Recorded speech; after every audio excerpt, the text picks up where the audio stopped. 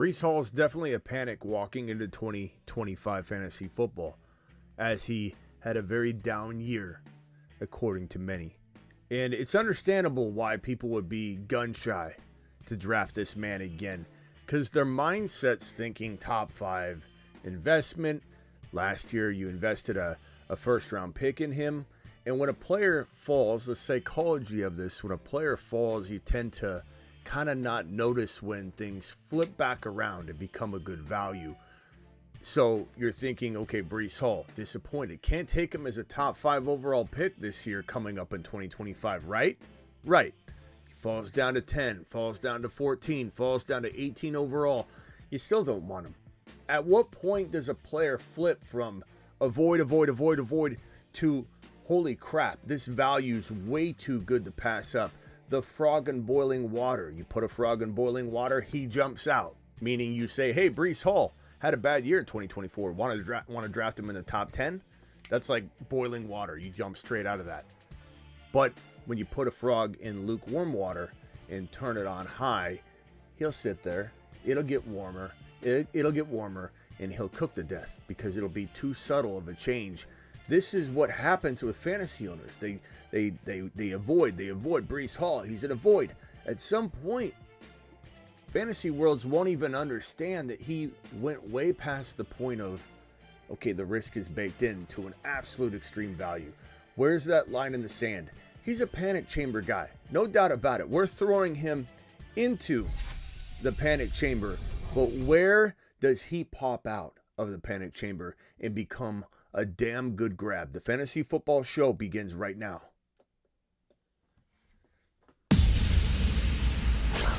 Live from the FantasyFootballShow.com studios. It's the Fantasy Football Show. Live! Monday through Friday, 8 p.m. Eastern. Smitty is also live whenever news breaks. The truth is, this guy is going to be on everybody's "he failed me, I'm disappointed, I want to avoid him" list going into kicking off, early best ball drafts. And best ball will give us a nice sense of where we're drafting him. In redraft yearly leagues, you don't draft until August or September. And so you're probably going to see a correction in many ways to where Breece Hall climbs back up. Like once people realize they're discounting him too much, he'll eventually climb back up. It's a big dip and then a little bit of a rebound. It's kind of like a stock market. It's like a stock that falls too far and then it corrects and then people jump back in once it starts to rise back up. Or as it's at its rock bottom, people jump in and then it rises up and then it levels out. At some point, this guy is going to become a you can't avoid it, home run, win a league type value. No doubt about it that he had such a disappointing year because Aaron Rodgers, the New York Jets, some of which we still have concerns about, right? Like we're going to walk into 2025 with a little bit of our guard up, as we should. It's smart fantasy football management. Who's the quarterback? We'll find out. What's the coaching situation? How's that look from top to bottom? We'll find out. Is the offense going to change at all? We'll find out. We examine what Breece Hall did last year, what can be fixed, what's likely to be fixed. Well, 209 carries, 4.2 a carry, not the end of the world. 8 total touchdowns, not that bad. 57 receptions, not really the worst thing you could come across. 876, 483. It wasn't that bad of a year.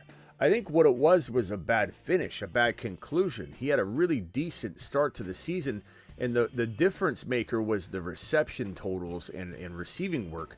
If you look at his 2024 game log, and we start from the beginning, from Jump Street, 39 yards, 52, 29, 14, 14, 56, 103, and then you see a receiving touchdown against the Colts. It was like pretty decent. The targets were really nice. It was really this stretch of 15 yards, 8 yards, 38, 21, 0. He just fell off the map kind of in the receiving department.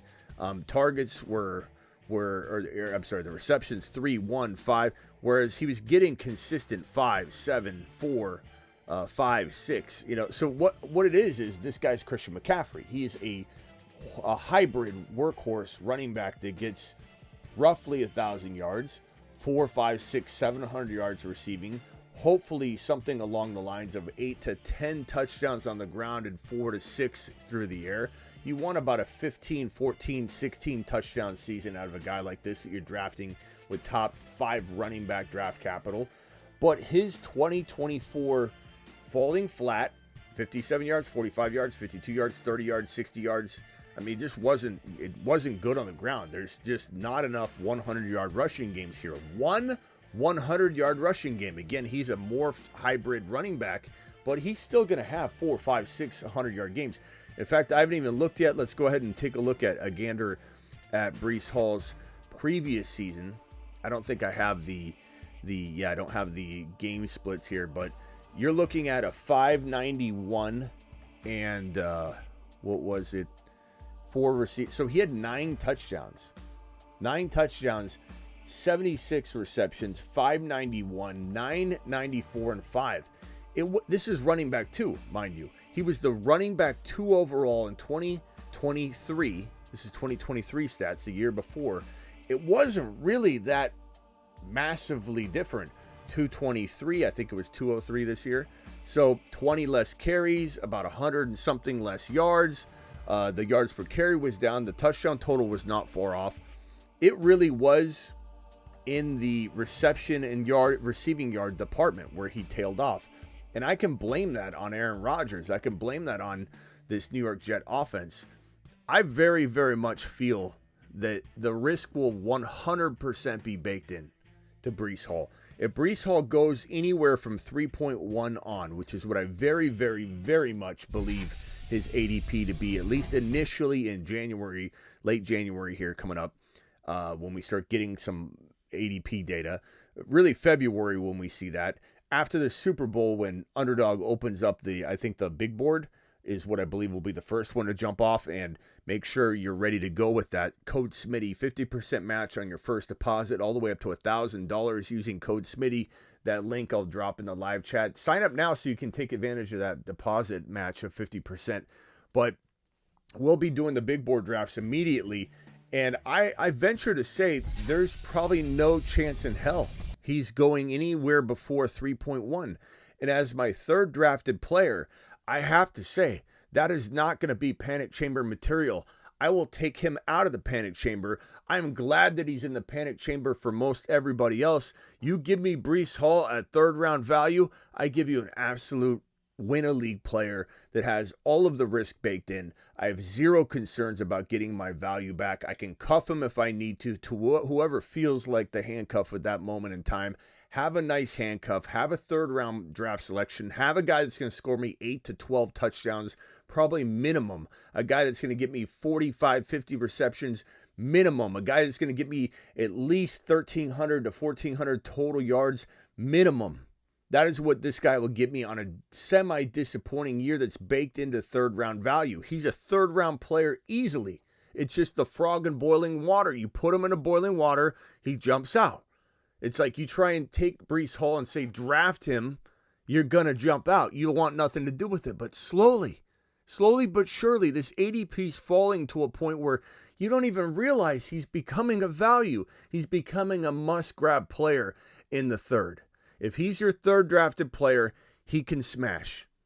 And if he's your 3rd drafted player, he can't even disappoint. Unless he got injured, which is something that you can't really predict in terms of a season-ending injury from a 3rd round pick. If he doesn't get hurt, which is not your fault if he does, you're going to get your value back, bare minimum. Breece Hall, you are not in the panic chamber. You are safe. You're safe in my book, unless your ADP climbs into mother freaking top of round 2. We'll have a whole different panic chamber edition with more risk value valuation, with more like maybe I'd take him as my 2nd drafted player, but in lesser amount of leagues because of the risk factor. But at 3rd round value, I'm probably going to consume Breece Hall shares pretty damn frequently. And this is so much so, I would say he's going to be on one of the bold prediction boards.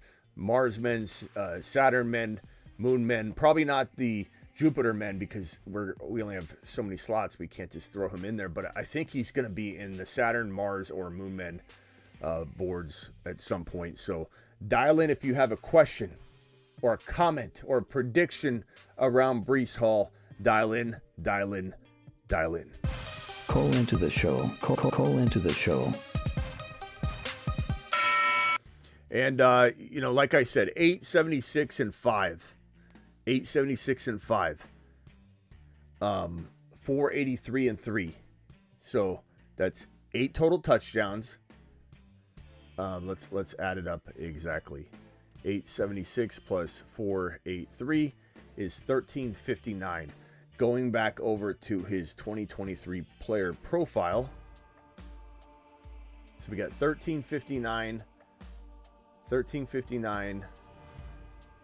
And then this season, 994 plus 591. So 1359. 994 plus 591 is 1585. So a touchdown less, we're talking like almost 2 games worth of football. I think with a new quarterback, Travis, call back if you want to jump on. I know you just hung up, but we're talking about with a new quarterback, new situation. I very much believe his situation will improve. I think you couldn't have a worse situation in 2024 at the tail end of the year, just because of the way this offense couldn't move the football down the field. Like even in a worse offense, but with a quarterback that could at least move the football down the field. I know Aaron Rodgers had a moment or two.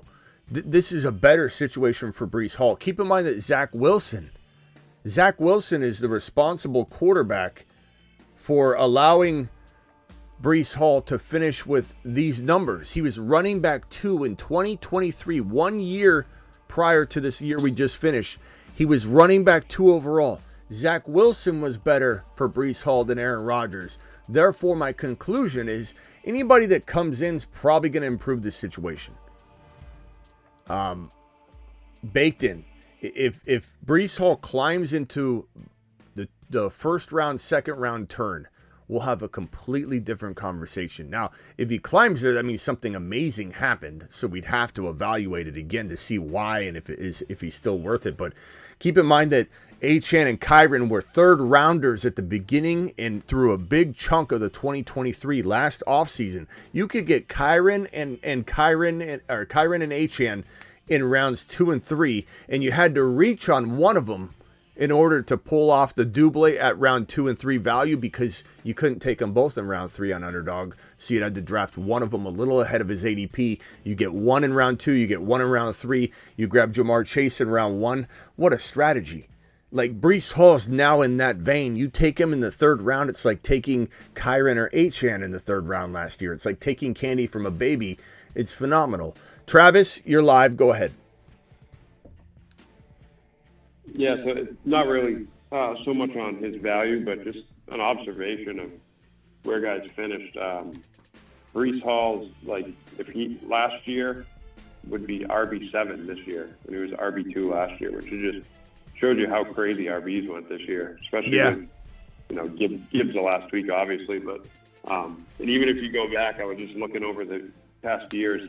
Last year for Breece, like, if you compare it to other years besides this year, it's always like a top 3, 4, 5 back, except for this year.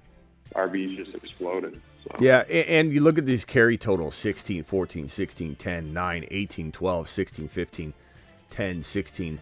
And then it's like, it was 9, 12, 10. Not that that's crazy different, but like they clearly, the offense wasn't matriculating down the field in the same way. And the target shares, they just weren't, right. He had a 1, a 2, and a 1.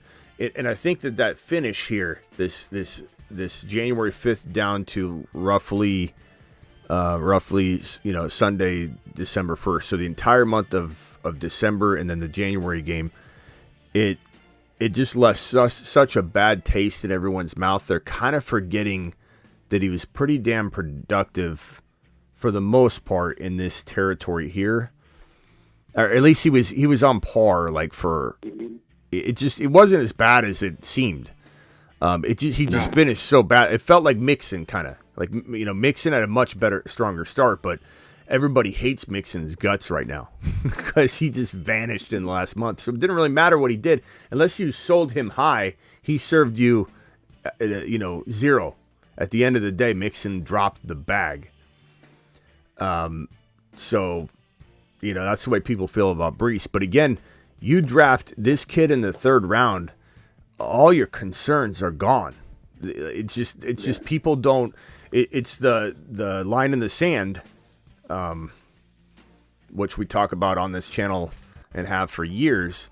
But by the way, IP didn't ever show back up. He's like, you were just playing another year. Started trying to roast me in the comments, and it's like, does anybody not realize that Arch Manning is going to start next year, especially after this game today? Yeah.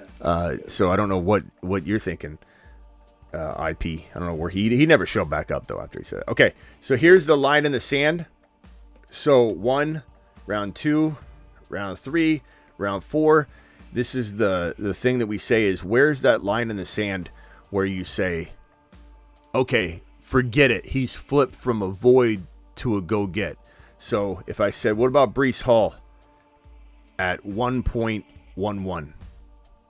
That's a hell no right now. Just because it's not so much because we hate Breece Hall or we don't believe in Breece Hall, but his situation as of this moment, mixed with the other talent around him that's way more secure, makes Breece Hall a hell no here. Not a Breece Hall because we don't like him. So you keep going down. Okay, what about 2.11? The answer is still, I don't think at this moment we're drafting him in there, and that's why his ADP is not there. It's because everybody's concerned enough. So that line in the sand is still not there. It doesn't flip. But you go down to, let's say, let's call it 3.5, 3.6, 3.6. That anywhere in the third round, I think you start to see that line and you're flipping. But you get here, and it should be like this. Big slap across the face, like, holy crap, this is a pot of gold. He goes from being an avoid in round 1 to being, it's a little early, given the talent that's around in round 2, to all of a sudden slapping yourself across the face, and you say, there's a pot of gold sitting right in front of you at 3.5. That's where his line in the sand is. His line in the sand is in the third round. I could call it 3.1 though, just as easily, and say, as my third drafted player, Breece Hall is a gift. The line in the sand is in the third round. Hold on one second, Travis. Let me go to Dre real quick. Dre, go ahead. You're live. I agree with you, Smitty, Uncle Smitty. Breece, as far as yards per or rush attempts per game, according to I think I was looking at StatMuse, rush attempts per game, he's sitting at 13. And so with a guy like Breece, I agree with you. There's a high ceiling, shaky floor. So if you can get him around that 3 round, and that's where I'm projecting to grab him, I'm snagging him, and I'm feeling confident about it. Yeah, because we know where he can go. It's you know like what I'm saying? And it's like getting how productive he can be, especially in the pass game. He's the third most targeted running back, right? So if he gets the passes, that no matter who the quarterback is, whether it's Rodgers or whoever, he can maintain that sort of steady pass flow in the passing game.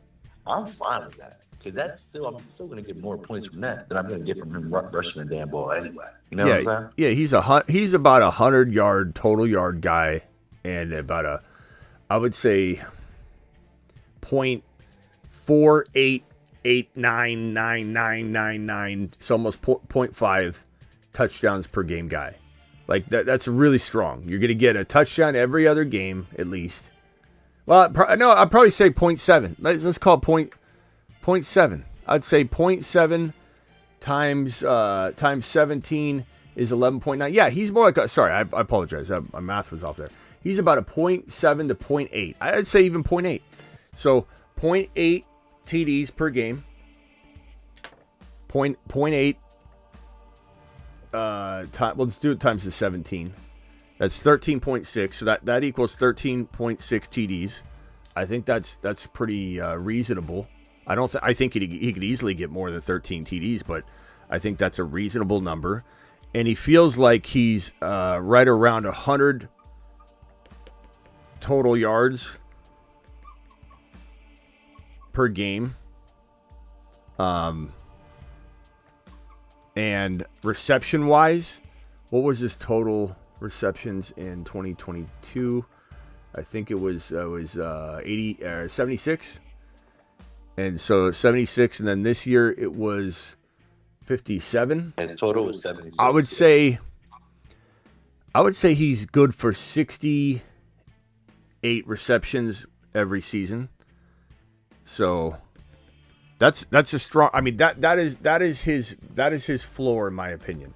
0.8 TDs per game. That's 13.6 on 17 games. 100 total yards a game roughly, and 68 receptions. Which what do we say? So 68 divided by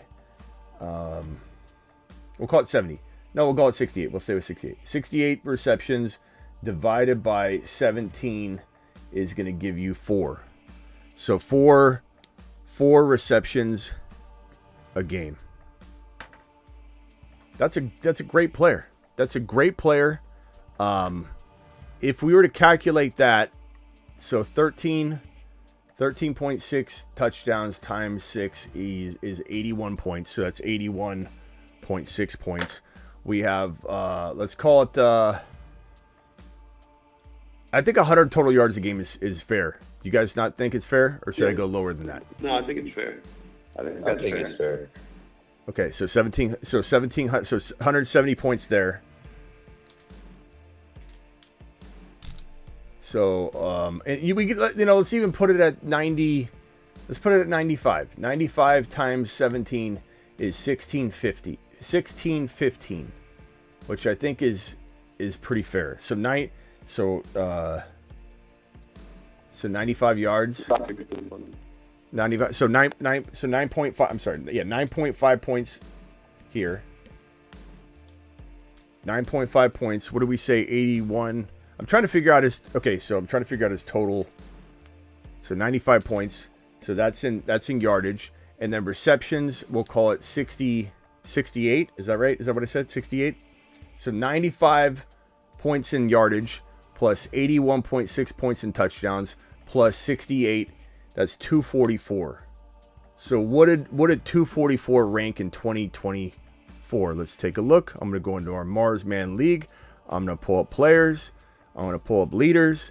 I'm going to pull up stats and sort this by RB. Number one, hold on one second. Number one was 361. Number 2 was 353. This total would put him at, and like Travis said, this is a very crazy year. This would put him around 10 or 11. So this is like his safe zone, 10 or 11. So running back 10 or 11. That if he produced these, I don't want to say subpar numbers, but this is what his floor. That's like 95 total yards. Maybe I have it wrong. If you do 95 total yards times 17, right? Yeah. That's 1,615 yards. So wouldn't that be divided by 10? Would it be 160 points? Oh, what did I do? 95? 161.5. You said 95 yards per game, but that would be 95 points. It would be 161.5 points. 161.5 divided by 17 is 9.5. No, yeah, 9.5. Yeah. So okay. So I'm sorry. Times 17. Let me redo that. 161. Okay, you're right. 161 plus 81.6 plus 68. Oh, so 311. Yeah, good one. Okay. Right, so he's way up there. I'm sorry. 311 would put him at. Jeez, that put him at running back 5. Right. Sorry. Thank you, Travis, for catching that. I don't know what I was thinking there. So running back 5.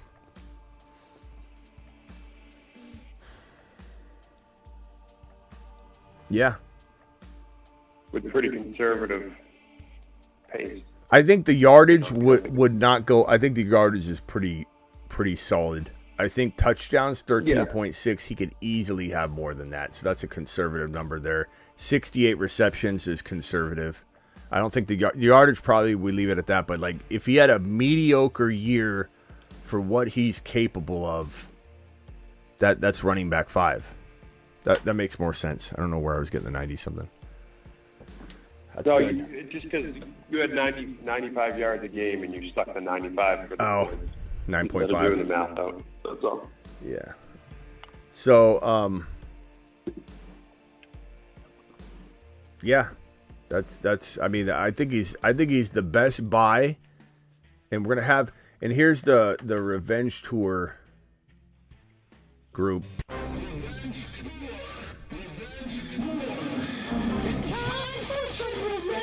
These are the best Revenge Tour candidates I think we could possibly ask for. And not only are these guys undervalued, they're very hated. Like, no one's going to love MHJ. No one's going to love MHJ. And you might be mad at him, but the fact that I don't even know what his ADP is going to be, it's going to be something wild. But he'll be worth the gamble. Mahomes, a lot of Mahomes' ability to stay on this board and be undervalued will be determined by how amazing he is or isn't, or how mediocre he is or how up and down he is in the playoffs here. Because people will remember, what have you done for me lately? They'll be pissed off about his regular season. There'll be a lot of people still driving he only plays well in the playoffs, and then in the regular season he's going to suck, so don't draft him.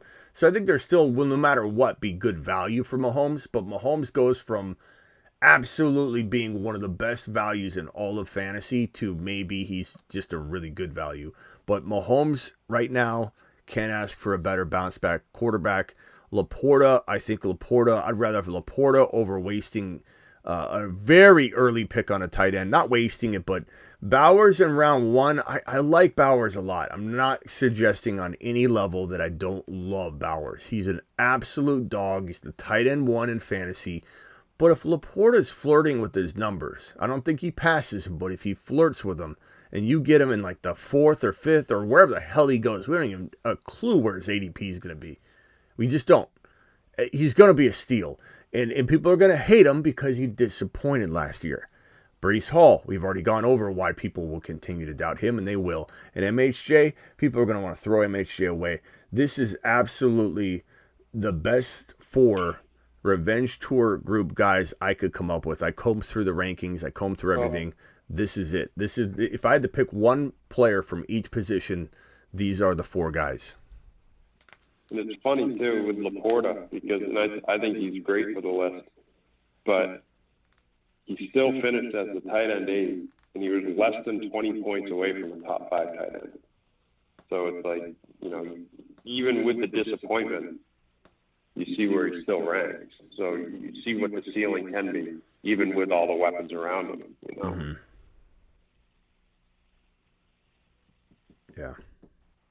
Somebody said I need to make a description of the Moonman, Marsman, Saturnman.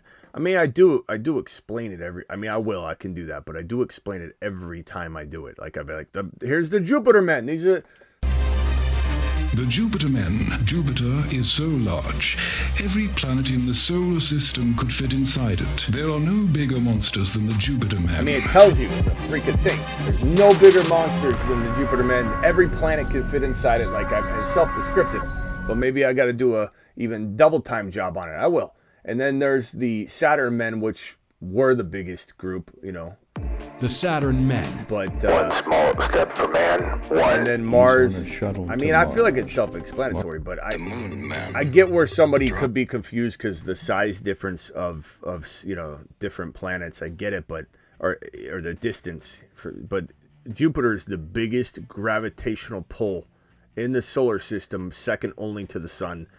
I don't care how far away one planet is from another. Jupiter is the absolute monster of all the planets. But I'll make something for it. The distance of Earth does not define it. Saturn is further than Jupiter. The reason Jupiter is closer, because Jupiter was traveling around our solar system at one point. It broke off from its orbit and tore the whole universe almost apart. The solar system apart. There's very much thought that some of the planet placements, because Jupiter dragged them all around, and then Jupiter set in its course where it currently is, but it is a freaking monster of a planet. And the dinosaurs might have possibly been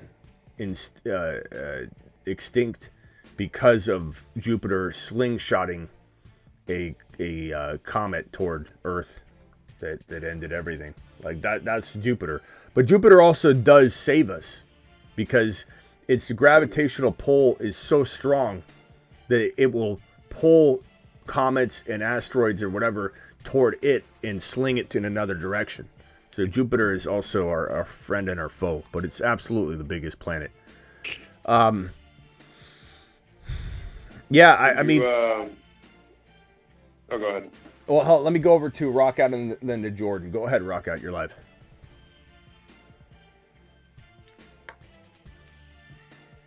With the Jets, do you think it'd be a possibility traded? Rockout, how far away are you? Whenever we go to Rockout, it takes like 6 seconds for him to get on. Like, Rockout, you're live. It's like 1,000, 2, 1,000, 3, 1,000, 4, 1,000, 5, 1,006. Yeah, hater! Interstellar space. I think you are on another planet because there's a little delay. Go ahead, Rockout. 1,000, 2, 1,000. Yeah. Is it a possibility Hall could get traded if they feel like they are not built for a playoff run?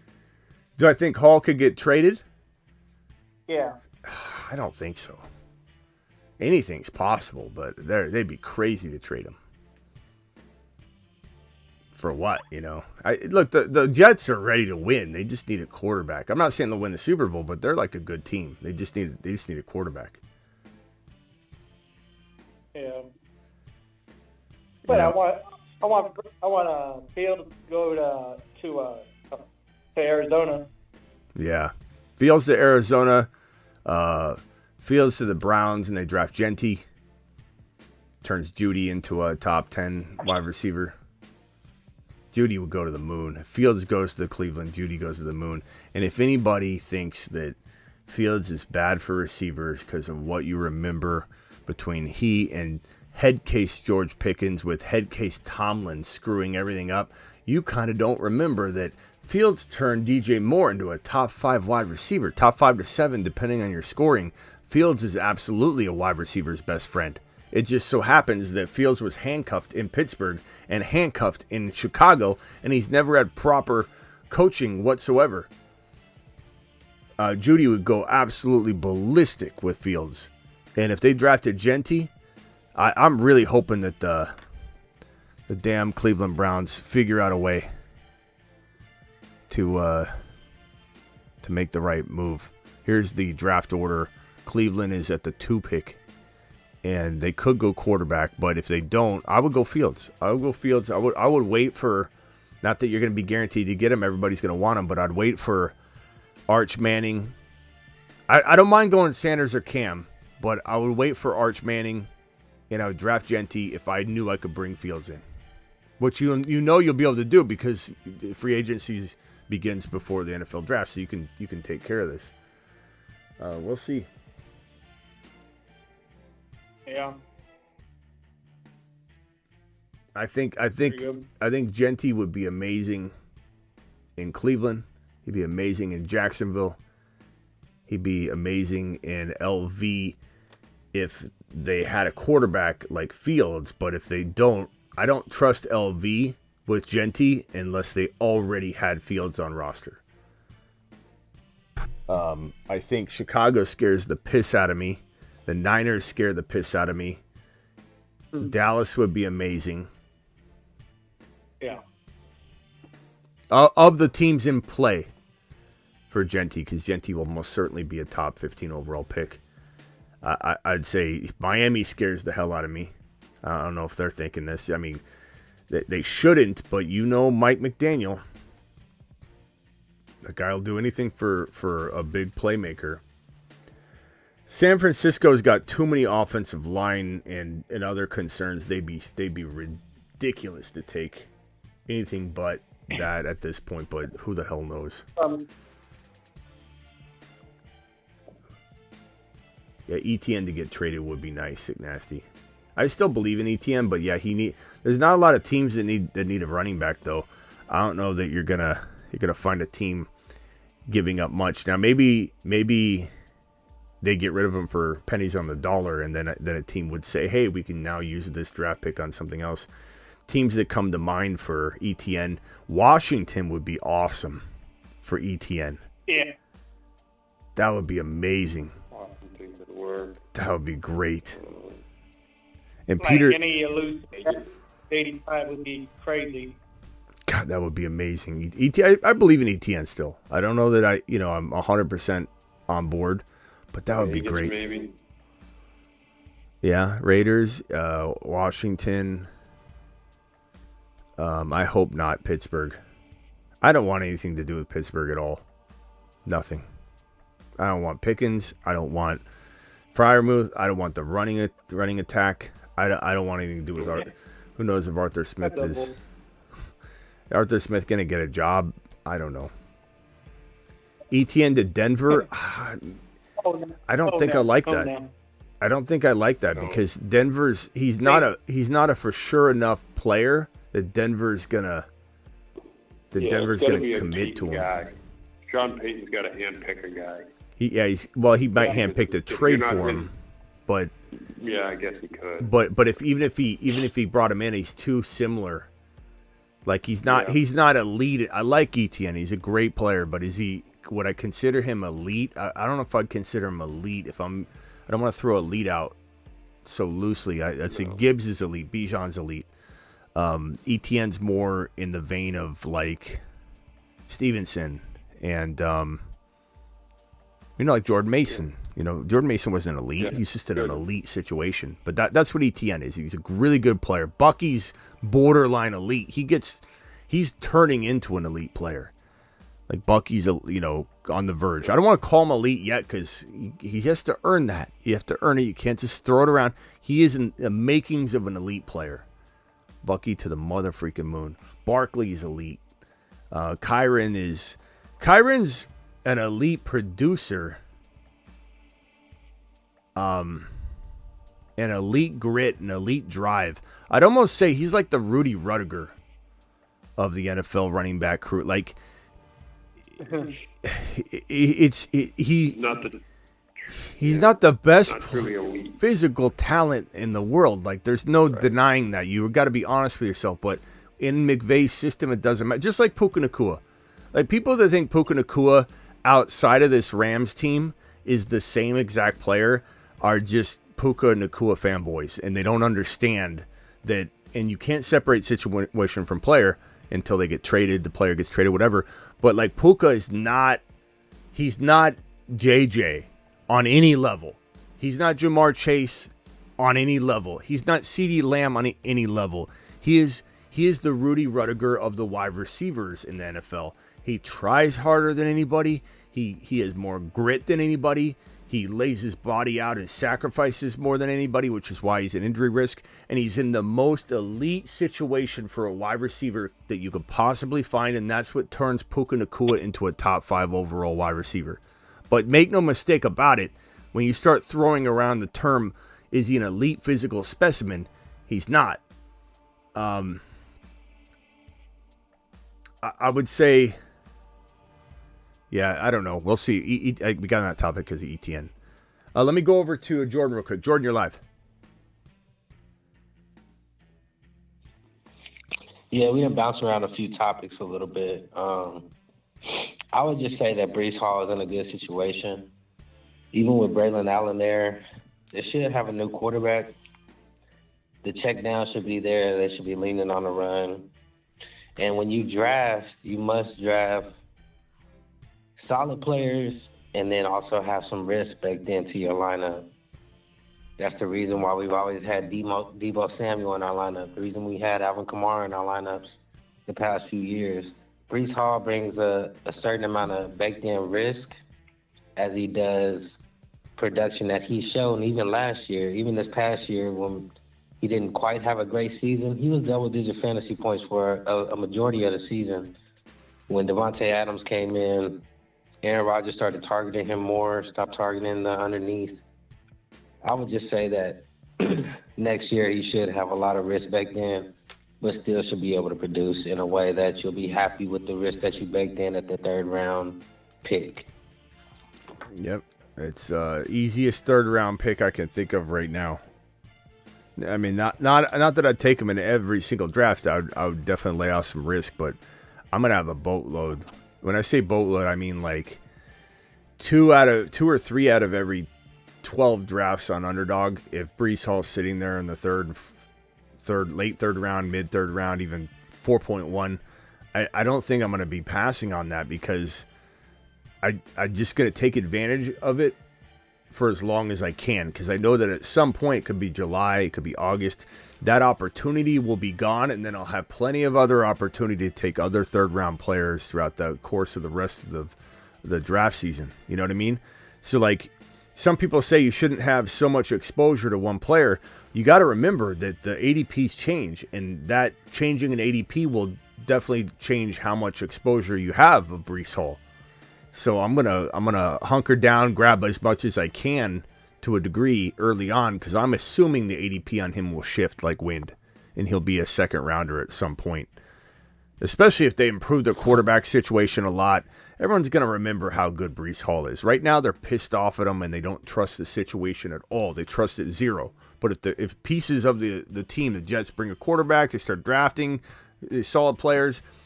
As people start to rebuild trust in the Jets and the direction of New York, then all of a sudden Breece Hall gets carried back into the fold of trust. You know, I trust Breece more. Every day that they improve something, I trust Breece Hall more, Smitty.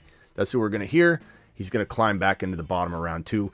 I wouldn't be shocked if they bring in, let's say they bring in Justin Fields to New York, which will have some controversy because some people hate Justin Fields. They hate him. That's fine. I love that bakes in enough value no matter what for Hall. He'll never climb to round 1 with Justin Fields at QB. There'll be too many doubters of Justin Fields. But as things improve, I have a feeling you'll see 3-4 people in every single group of 12 drafters that are going to say, damn, I like this. This is pretty good for Breece Hall. I'm going to take him. And he's not going to slide. That's where his ADP will settle into. All right, Jordan, anything else before I let you jump? Yeah, I got 2 quick things real quick. One is a question. Have you ever let Auto Draft pick your players for like a redraft league or something like that? No, the last time I got asked that question, we hung up on whoever asked it. I'm not going to hang up on you, but who was it that said that? He called in and he goes, guys, I think maybe it's time we should probably let, was it Sebastian? I forget who it was. They're like, we should let the auto draft for us. And we just, what? No, we hung up. And I'd never, why would you do that? No, I wouldn't say nothing like that. I'm just what are you saying then? Have you ever done it before? Have I ever auto drafted on purpose? On purpose, accident, and well, on accident, of course. I auto drafted about 50 Best Ball Mania teams. $25 a pop. Got it. Because I woke up and they changed the timer from 8 hours to 1. And I think I slept like 10 hours that day or something. So I was expecting to wake up to I was hoping that I'd still, it's 8 hours that you're on the clock, but I just drafted and went to bed.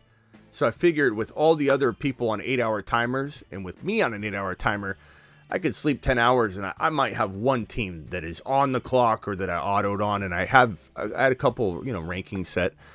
I woke up and I had, because I rushed the final 25 teams. I added them all. I think they were all in like round 1 or 2. And I didn't realize that switchover was going to happen. I woke up 10 hours later and I had all these teams on autopilot. And I was like, holy shit. I was like, son of a... I'll never do that again. I'm going to draft all my Best Ball Mania. That's why when people come in and they're like, Smitty, you didn't get that many Best Ball Mania. I had I was like 50 or something that did that. But I think it was 30 or 50. I forget which number. But this year I'm going to try and complete all my Best Ball Mania drafts. I'm going to max it out. I want to complete them all before that time frame. But yeah, I mean, I've auto-drafted, but never on purpose. I don't understand why anybody would even contemplate throwing money away for a computer draft selection. Yeah, for sure. One year, my first year playing fantasy football, I could not figure out how to draft. I was on the NFL fantasy app. I just couldn't figure it out or whatever. drafted a team, made it to the championship and lost or whatever. But I just wanted to ask, and that was like Austin Eckler year when he was going ham, and I had him on my team. So, also, all right, last one. I wasn't able to call in on the BTJ episode, but I just want to say that he is very good on all three aspects of the field. When he does the screens, when he's on the outside as an X or the Y, and also a deep ball threat. He looks sort of like a CD Lamb, how he's being utilized. So I just want to say shout out to BTJ, man. All right, my boy. See you later. Appreciate you. Appreciate it. These 3 super chats here. Thoughts on Connor next season on a new contract? I don't know. Connor's 30. What is he, 30? Ziggy, how old is James Conner? I think he's 30 this year. James Conner is 29 years old and was born on May 5th, 1995. Ziggy off. I'm not going to be investing. I'm not saying that I wouldn't take him if his ADP looked extremely reasonable because people are running away from him, but I can't see myself being a huge James Conner investor this year at 30 years old. But Smitty, give us 3 rookies you got your eye on for 2025. The rookie ranking videos, I don't release them until the videos come out. I've done the running backs, so obviously I could throw those around. And the 2 wide receivers I talk up a lot, Ted McMillan and Travis Hunter. But, I mean, the guys I want on my team are Ashton Genty, Dylan Sampson, and Scattaboo. So they're all the 3 running backs anyway. I like Hunter. I like Ted McMillan. I like a couple other wide receivers. I'm not going to get into the wide receivers until the video comes out just to make sure it's all fresh. But, I mean, Scattaboo, Dylan Sampson. I like Hampton a lot too, but Dylan Sampson, Scattaboo, and Genty, I love those 3 RBs. I think they're going to be fantastic in the NFL. Are you a proponent of waiting on a QB? I mean, Ramon, you must not come around here very often because this topic is talked about like every other day. Bro, JD5, Jalen Hurts. Those are quarterbacks that went Joe Burrow in the 6th and 7th round in their blow-up years, and we crushed with that. But I am also a big proponent of early quarterback. It's not a proponent of doing one thing or another. Somebody that drafts early quarterback or late quarterback as a strategy is unfortunately leaving a lot of meat left on the bone, and they're drafting like a robot. You need to draft best player available, Ramon. If you draft best player available, it will guide you into drafting an early quarterback. Sometimes it'll guide you into drafting a late quarterback, a mid-round quarterback. To actually pigeonhole yourself into a position to draft, I only draft late quarterback, I only draft early quarterback, is literally not taking the best value on the board. Doesn't matter how many quarterbacks are late, because we land those too. You know, we have, how many teams did some of you have? Raise your hand in the chat if you had JD5 and Jalen Hurts, or JD5 and Josh Allen, or JD5 and Lamar. Raise your hand in the chat if you had a trading opportunity because you smashed the hell out of both and you didn't have to pay a lot for JD5. We love early quarterback. We love late quarterback. To suggest one is bad is crazy funny to me. Well, not saying you are, Ramon, but when a content creator, somebody is telling one of my people, and my people come back to me and say, I'm being told not to draft a quarterback early. Well, if you enjoy losing, follow that advice. It depends on who's on the board at the time you're drafting. If Josh Allen's there at 3.1 and he shouldn't be, and you don't like who you're looking at 3.1 for RBs, wide receivers, or tight ends, then Josh Allen is your locked and loaded guy. 100%. Every time. If you're in that situation, that is best player available in a nutshell. And it'll guide you through whatever strategies you need. But don't listen to anybody that tells you not to take a quarterback early, or that you should take a quarterback early every time. It really comes down to, what we're looking at.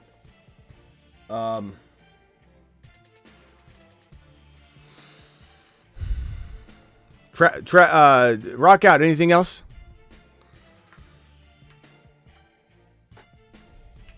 One, 2, 3, 4, 5, 6, 7, 8, 9, 10. Way up. 11. Way out of space. He must be on the other side of the planet. It's bouncing off the space shuttle, the space station. Rock out, rock out, rock out, rock out. Anything else? Anything else? Anything else? One. Might have lost him. All right, Rockout. Appreciate you. I don't know where you are. Maybe he's on mute. All right. Anything else, Travis? Someone in the chat a little earlier was asking, they traded Sutton and Zay Flowers for Breece. You like that, right? Dynasty. Yeah. Oh yeah. Yeah. Because where are you drafting Sutton? He gave up too much. But no. Where are you drafting Sutton? Exactly. Where are you drafting Flowers behind 3.1? How many hidden gems are you cooking up this draft? I don't know. To be honest with you, not to spoil anything, I like a lot of players in this draft. I love Dylan Sampson. I've made that abundantly clear. There's some guys I like in this draft, but this draft, different than other drafts. Yeah. If we're talking rookie only, just to give you an idea of how much I like this talent, here's 1.1 rookie. So this is a rookie draft. The 1.1 is the biggest tier break from the 1.2 and below that I feel like I've seen in at least half a decade. But I'm not saying Dylan Sampson in the right spot isn't going to be. He has a chance to be the number 1 or number 2 running back. Hampton in the right spot could be the number 1 or number 2 running back. There's definitely a possibility that like BTJ was underneath the tier break of Neighbors and MHJ. There was a hard tier break between BTJ and those two wide receivers. But that doesn't mean it always works. Look, guys mature in the NFL differently. Guys have situations that evolve differently, like Jacksonville did. There's no reason why a guy in this territory down here below this hard tier break can't jump up there. But as prospects, what we know now, what we're given now, this tier break is massive. So it's 1.1 for me, and everything else is great. You know, I'm definitely interested in having other draft picks, but I would trade up for this 1.1 more aggressively than I have in the last handful of years.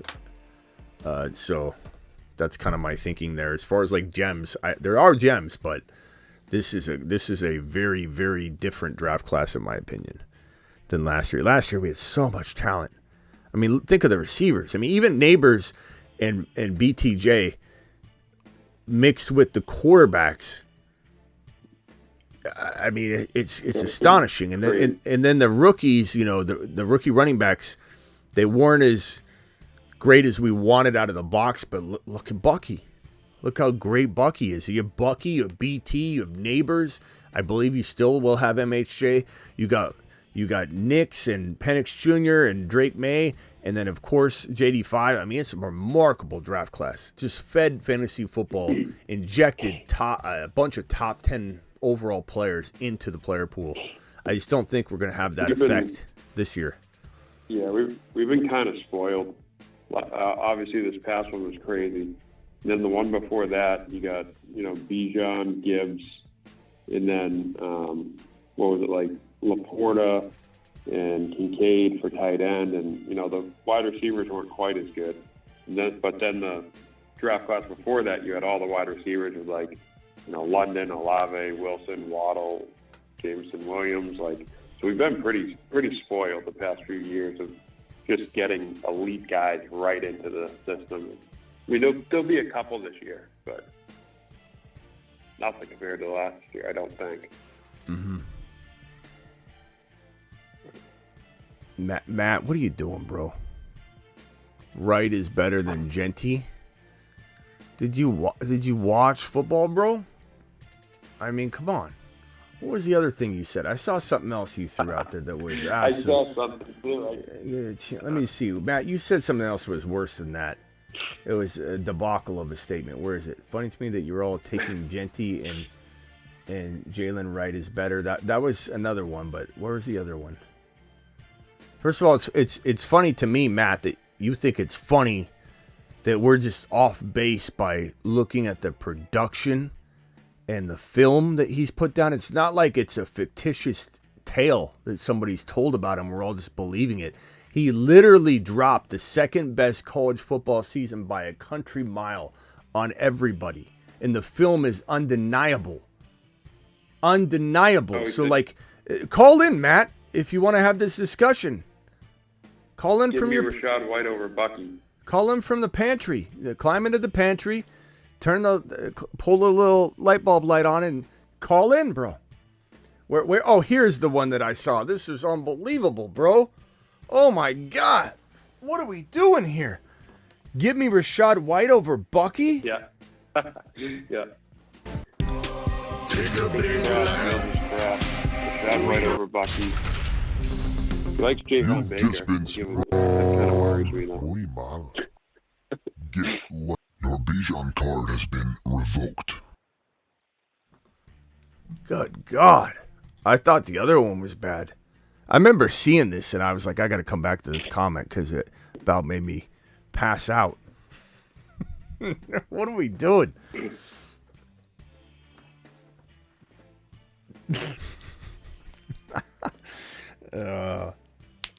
Jalen Wright over Genty?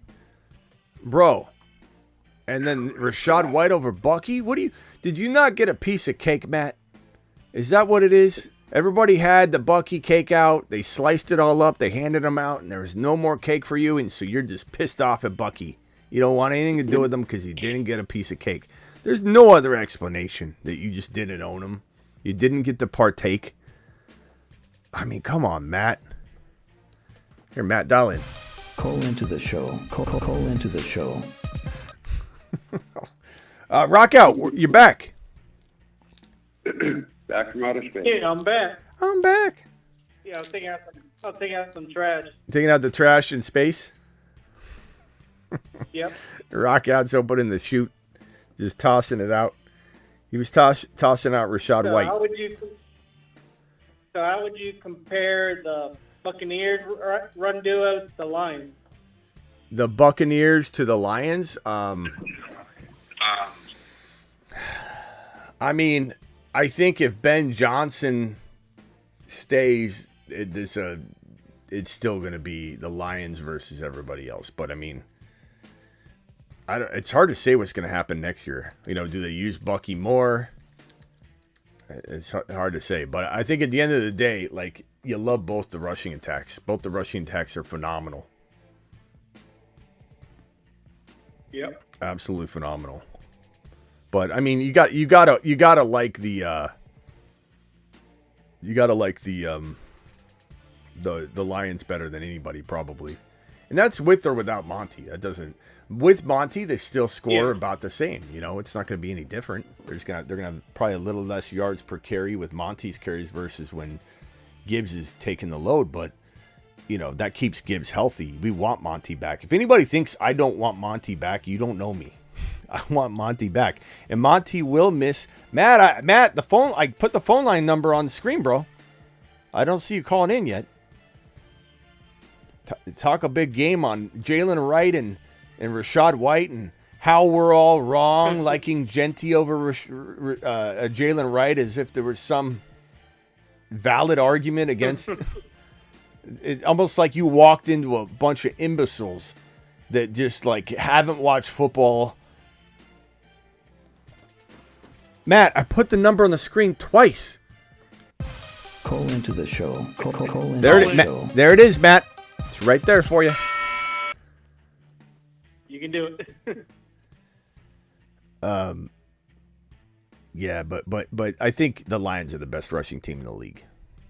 I think Bijan and with Penix Jr. at the helm is going to be very, very close. It's going to be a remarkable year for Bijan.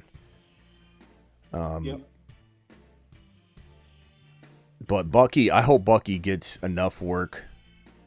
They use him like Gibbs. He's kind of like a little bit different than Gibbs. He's like the workhorse.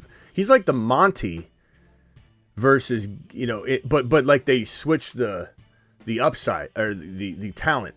It's almost like as if you took Gibbs's Madden rating, you know, let's say his Madden rating's 99 and Monty's like 92 or 89 or whatever. it's like they gave Monty the 99 and gave Gibbs the 89. That's like the Bucks rushing attack. It's wild. So it's kind of like you had Gibbs in Monty's body.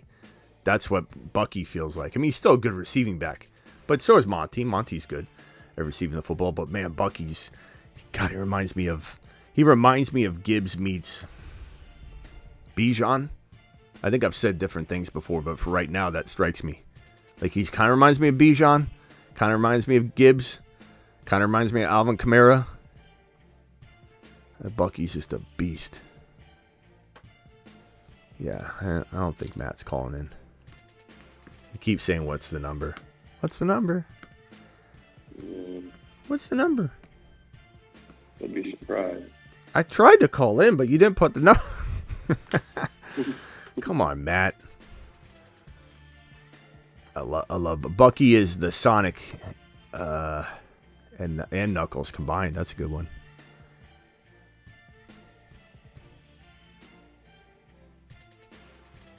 All right, rock out. Anything else before I let you go, bro?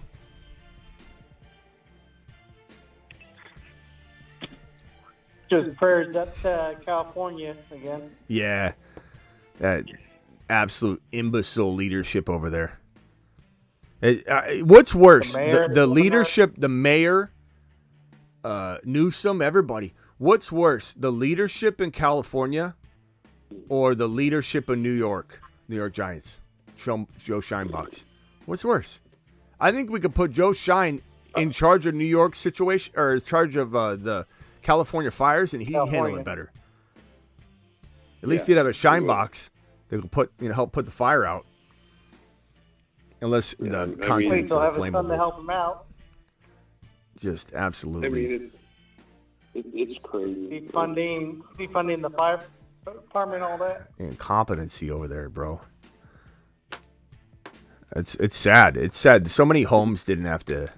Yeah. It's incredible. Nope. It's sad too, because how many people have been saying this is going to happen? Yeah. That eventually it's just going to take off. And all of a lot of Hollywood bigwigs that lost their house are starting to flip toward okay, maybe this these regulations and the trying to push all this money into this, that, and the other instead of the resources is wild to me. They're all kind of flipping. You had like Mel Gibson. You have, you even have Zuckerberg on board of changing the way things have been going. But unbelievable that this and the lack of accountability too. When the mayor, what was her name? Mayor what? Bass. Mayor Bass. When they asked her, about accountability, she's like, "Listen, the budget cuts that we had didn't actually impact anything that's going." Like we're idiots. Right. Well, it's like the craziest thing too is like one of the biggest things you can do is clear brush and do controlled burns. It's like that's been going on since the Native Americans. The Native Americans did that. Like it's nothing new. Like everyone everywhere has to do that. That's like 101. Yeah. So, hey Matt Huff. Everything else. Matt Huff, what are you doing, bro? You haven't tried to call. He has not tried to call. I'm sitting here watching. Try and call again. Try and call again, Matt. Matt didn't call. Don't let Matt fool you. Matt, you dialed the wrong number. West all over. I'm looking right at it, Matty. I'm looking right at it, Matty. I'm waiting for your call. You're just pretending to call. It's a nice try, though. I think in the chat, the way you've been ducking is very, very parallel with pretending you called. He's ducking. Yeah, that it's wild, bro. This whole situation, there's no accountability at all. That Mayor Bass should resign before the end of the week. And on top of that, it's like They could have controlled. The reason they didn't do any of the control brush fires is because they were worried about a few endangered birds or squirrels or whatever the hell it was, and they didn't. Or also, they didn't do a lot of the controlled brush fires because that would create pollution. Now look at all the pollution, the amount of pollution that they created, the people putting these things in place. Is times like what? Right. 1 million times what the pollution would have been. Millions. And they didn't bring the water down from Canada and up north because of the smelt. Yeah. 937. Is this Matt? Is this Matty? Oh. Yes, sir. Smitty. Matt, where are you calling from, Matt? There he is. Ohio, good sir. Okay. You want to explain why you think that everyone's... And you could say you didn't say fool. I'm putting some words in your mouth, but the way you word it, pretty much I think everybody here is taking it like you're calling people fools for the fact that you guys are all on Genty over Jalen Wright or whatever the hell your comment said. Like, explain why you think Genty, and you're probably going to back down from it now, but why you think Genty is not as good as Jalen Wright. Explain it to me. Act like I'm an idiot. Well, no, you're not an idiot, and I'm not saying that Chet's an idiot. But all I'm saying is Jalen Wright, I think that once he gets into the groove, watch tape on him. I have watched tape on him, Matt. I liked him. Yeah. I had him as a very highly ranked player in his draft class, so I know all about Jalen Wright. But Genty, have you watched Genty film? Like, if you're saying you're watching footage of Jalen Wright, then you should be enamored and floored by the footage of Ashton Genty, because Ashton Genty's footage puts Wright's footage to shame. It looks like Wright's a Pop Warner kid playing football compared to Genty's footage. It's not even. It's night and day difference. So I'm just trying to get into your head to see why you see something different than I do. I like Wright. You're not going to get me to talk bad about Wright, but Wright is like a $20 bill. Genty is like $1,000 in cold hard cash rolled up in one of those nice rolls that's this big, bro. But let me ask you this, Smitty. Okay, he hasn't done nothing in the NFL at all. At all. Everybody's talking big on him. Okay. What is Wright done? What's Wright done? And it's all good. But all I'm saying is that I just have it in my stomach that Jalen Wright is going to be a top dog. Okay, but can I ask you a question real quick? You just made a statement that doesn't make much sense though. Like Ashton Genty hasn't done anything in the NFL. What's Wright done in the NFL? Nothing. I'm not saying he won't become a good player, but like your argument is completely unbalanced. It doesn't make sense. What do you mean? How can you say something about one player not playing in the NFL yet? He's in college. It's not his fault he hasn't played in the NFL yet. Wright did play in the NFL, and he didn't blow the doors off yet. How many yards did Jalen Wright have, bro? Okay, so let me ask you this. Yeah. And just be straight up with me. Okay? No, I'm going to lie to you. Mostert is gone. Raheem Mostert is gone. Okay? So he's going to be the backup to A-Chain. We all know that A-Chain is an explosive player. Am I right? He's unbelievable. Top 3, top 4, top 5 running back by far. But he gets hurt. That's when Jalen Wright's going to come in and show what he's about. Your argument is so full of holes, bro. What do you mean he gets hurt? Where are you getting this from? 17 games this year. He didn't miss a game this year. Gets hurt all the time. He didn't miss a game. What are you talking about? Matt, he didn't miss a game. Oh, my God. He don't get hurt. No, Matt. He didn't. He played 17 games, Matt. Come on, Smitty. You know that. Come on, bro. This guy. Bro, Matt, what are you on, bro? Oh, shit. What are you on?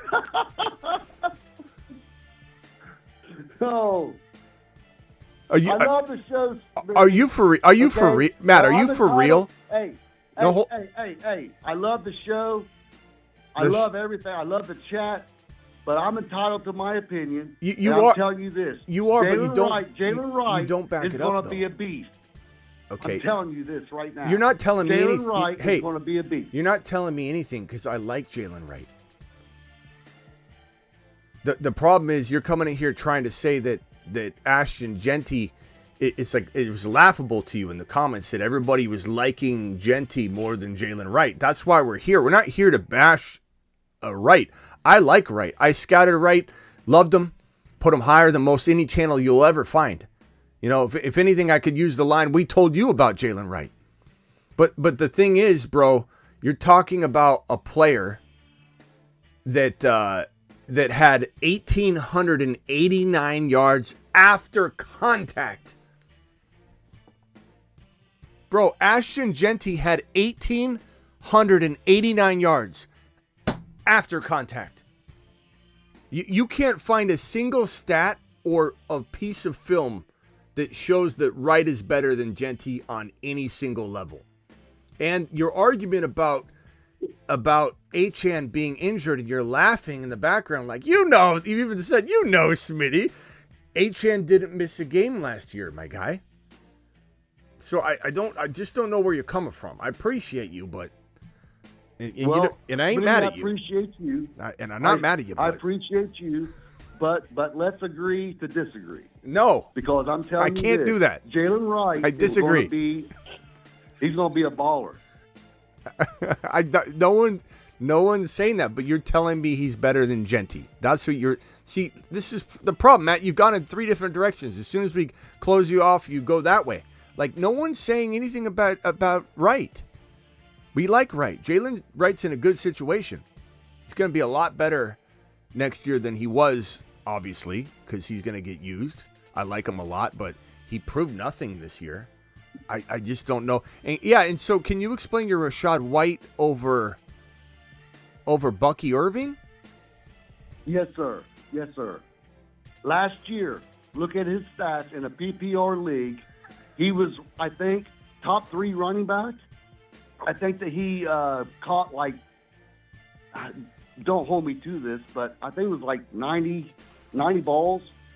And Bucky Irving comes in. Uh-huh. Okay, fine. The coach likes him better, and that's fine. Okay. But I'm just telling you this. If Rachaad White, which hopefully he does get traded out of Tampa Bay, goes to another team, I think Rachaad White, he's in the prime of his years. He's only 25 years old. Rachaad White ain't no chunk. He's proven that he can be that. He can be a workhorse. I'm not saying I don't like Rachaad White either. He's good. He's a good player. But none of this is making sense, bro. What do you mean? You just said that Rachaad White was better than Bucky, and now he requires a trade to become relevant relevant again. It doesn't make any sense. Well, so are you? Let me get this. Let me get this straight, Matt. We're gonna call you backwards, Matt. From now on, Matt, I want you to call once a week. I want you calling once a week. You're becoming a show favorite already. We're gonna call you backwards, Matt. It comes down to this, brother. It comes down to this, Smitty, and I'm just being straight up. It all depends on what the head coach thinks of you. Obviously, the head coach likes Bucky Irving better than Rachaad White. So backwards, and it is Matt. what it is. Okay, but backwards, Matt. We play fantasy. What it is. Backwards, Matt. We play fantasy football. We're not playing. Let's judge. Exactly. Let's get a Madden rating cooked up. Okay, on skill set. Okay, so you came into a fantasy football chat and you said Rachaad White over Bucky. Do you think for a minute? And I love this channel. Okay, and do you think and the show loves you backwards, Matt? You're already a fan favorite. Okay, but do you think that when someone says Rachaad White's better than Bucky, that you're not talking about fantasy value? You're on a fantasy football show. So your comment of Rachaad White over Bucky is insinuating on a fantasy show in a fantasy chat that you would draft and believe that Rachaad White is going to outscore Bucky Irving next year. I believe that because, okay, let me ask you this, Smitty, and just be straight up with me. I'm always straight up with you. Who's the better receiving back? Who's the better receiving back? Rachaad White or Bucky Irving? I don't think you could say that Rachaad White is for sure a better receiving back than Bucky because I love when backwards.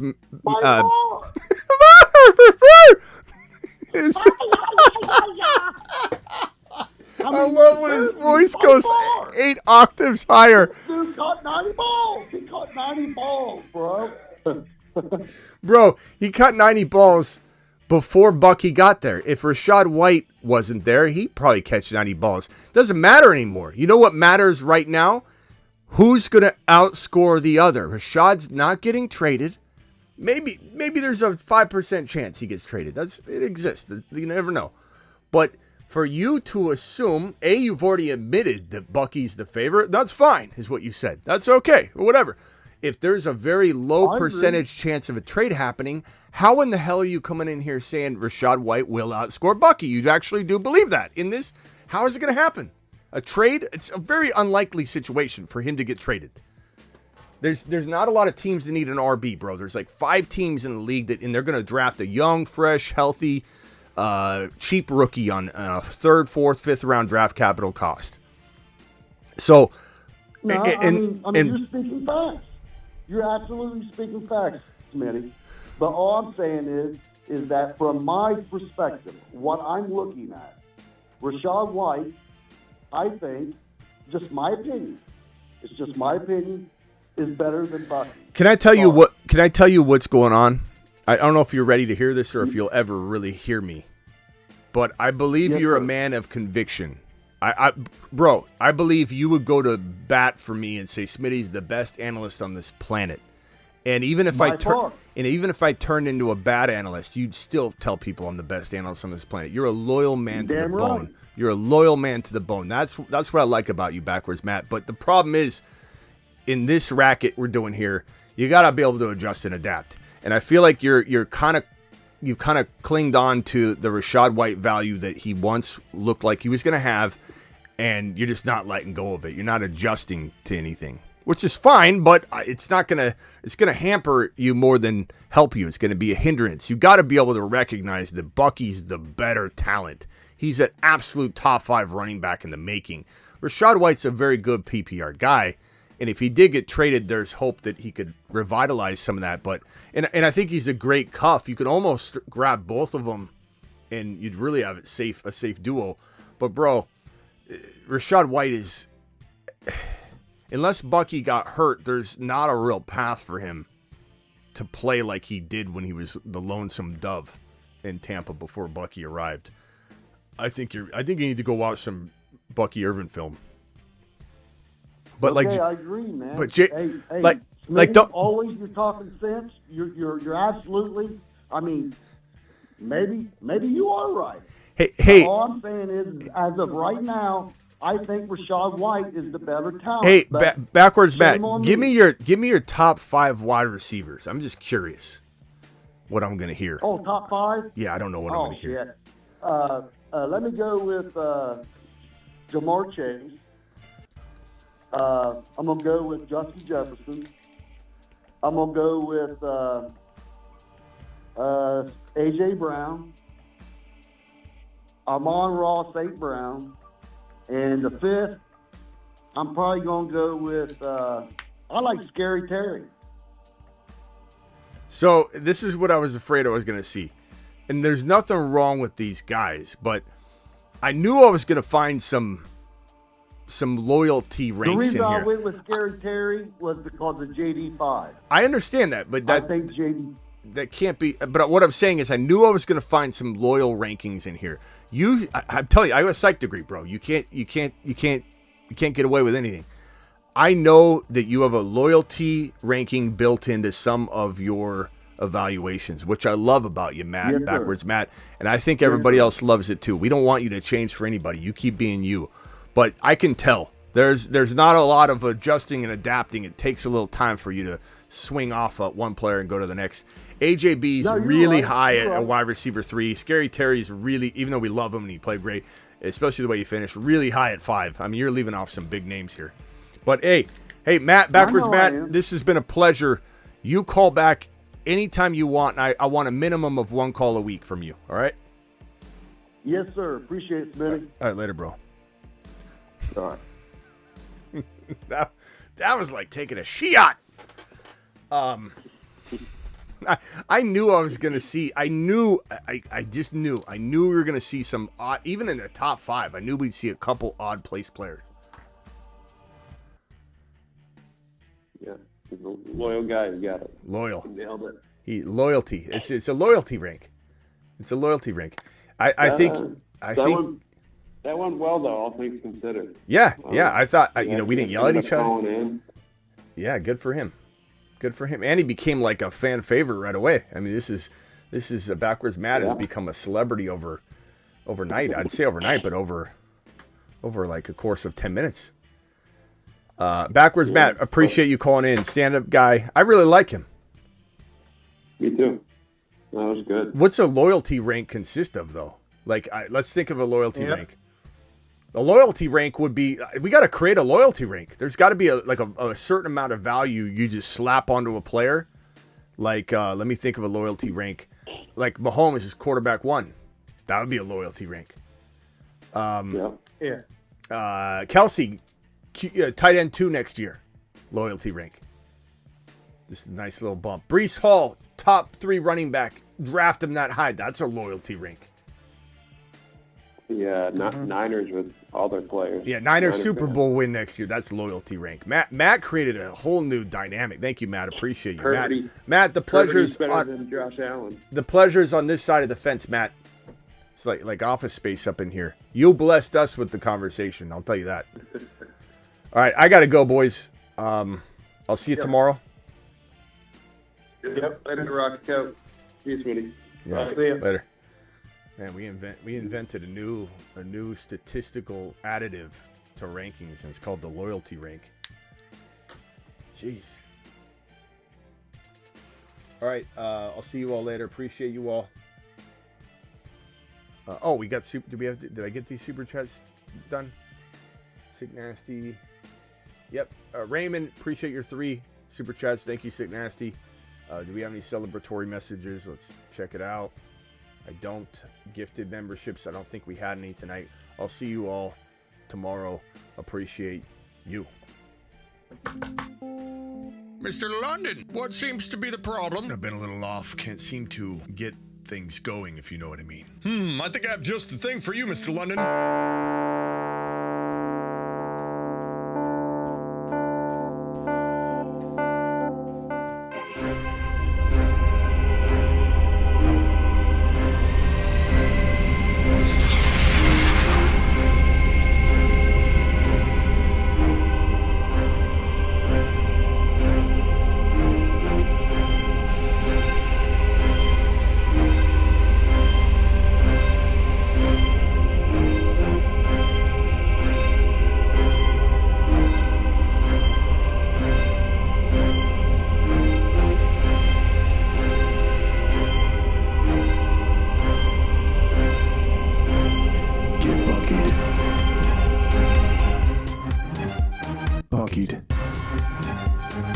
Matty boy. Bucky. Oh, Bucky. Yeah.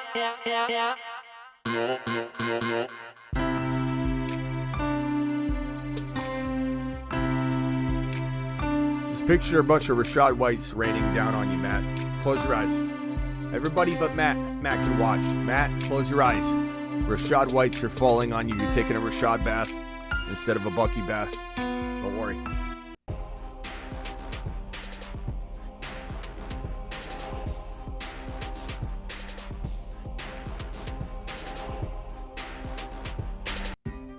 Take a lap. Don't come back. You're a Kyron hater. You're an HN instigator. Your mama never taught you how to be anything but AC Slater. And even if you want to pretend you like Kyron Williams now, he's never gonna love you back, so he won't turn no frowns upside down. Maybe you never had a papa, and that's okay, because I could be your daddy. Your mama never minded, so let's just be a big family. Kyron, HN, Bijan, Chase Brown. Look, there's another touchdown. If I'm gonna be your papa, you better get going. Take your lap and run it hard. And throw a little wave as you run down Smitty Boulevard. Take a big lap. We don't need your hating ass coming back now. Take a big lap. Take one and you don't come back. Take a big lap. We don't need your hating ass coming back now. Take a big lap. Take one and you don't come back. Take a big lap. We don't need your hating ass coming back now. Take a big lap. Take one and you don't come back. Get lambed. People are getting burrowed left and right, and people are going to remember it. Get burrowed. Your Bijan card has been revoked.